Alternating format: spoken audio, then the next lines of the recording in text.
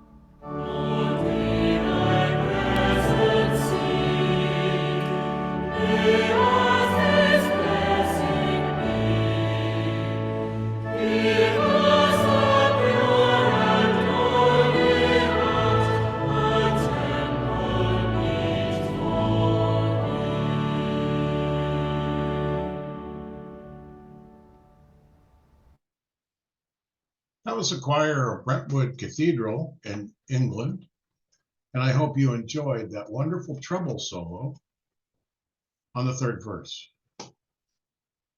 Blessed are the pure in heart. Another great hymn that's often sung on All Saints' Day is Who Are These, Like Stars Appearing? The amazing text was written by the German pastor Heinrich Theobald Schenk in the 18th century and translated into English by Frances Elizabeth Cox. Set to the hymn tune All Saints, but subtitled Darmstadt in our hymnal because it's also originally from the Darmstadt Gesangbuch of 1698, the Darmstadt Gesangbuch of 1698. It's been adapted by the English editor William Henry Monk. Hymn 281 in our hymnal should you wish to sing along, but I've chosen this lovely performance by the choir of Wakefield Cathedral, conducted by John Bealby, because the words are included.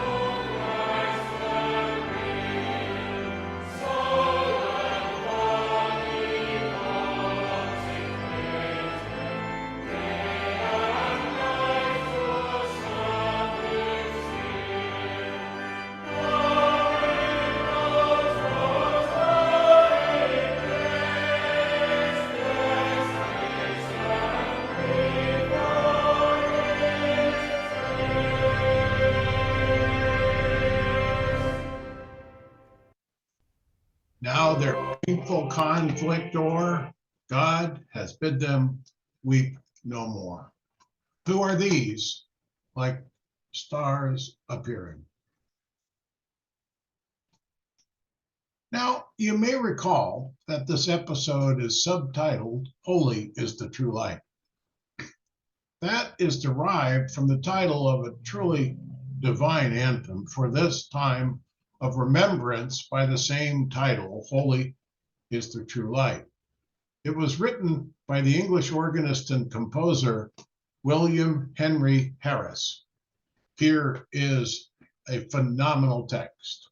Holy is the true light and passing wonderful, lending radiance to them that endured in the heat of the conflict. From Christ they inherit a home of unfading splendor, wherein they rejoice with gladness evermore. Hallelujah. In this recording, the choir of Westminster Abbey is directed by James O'Connell.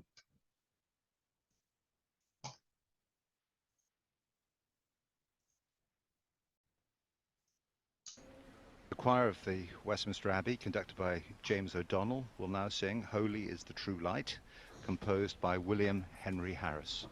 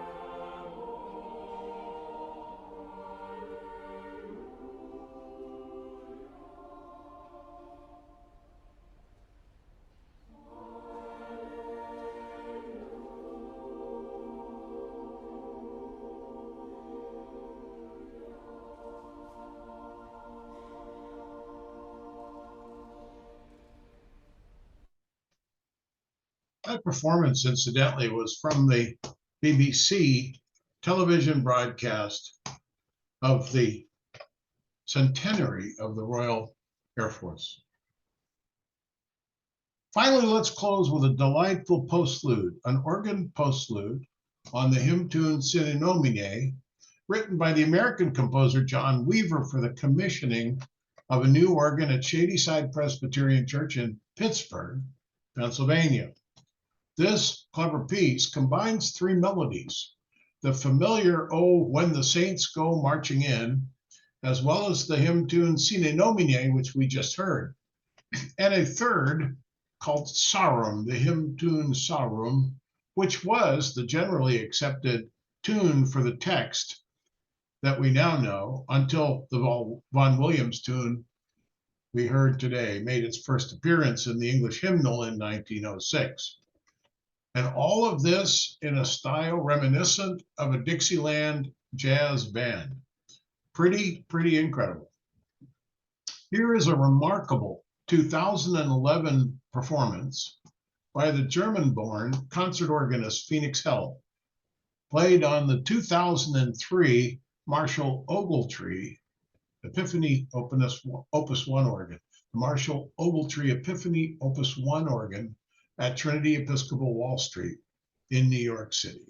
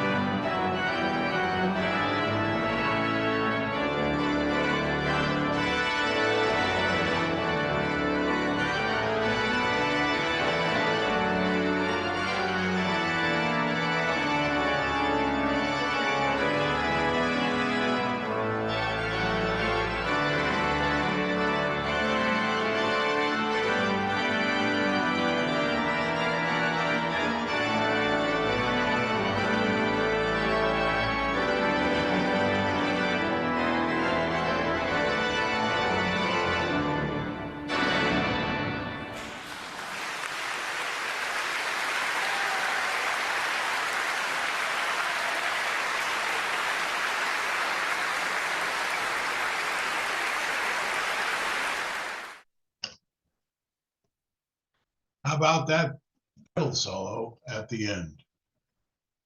Pretty incredible piece of music. And so with that, we come to the end of this program.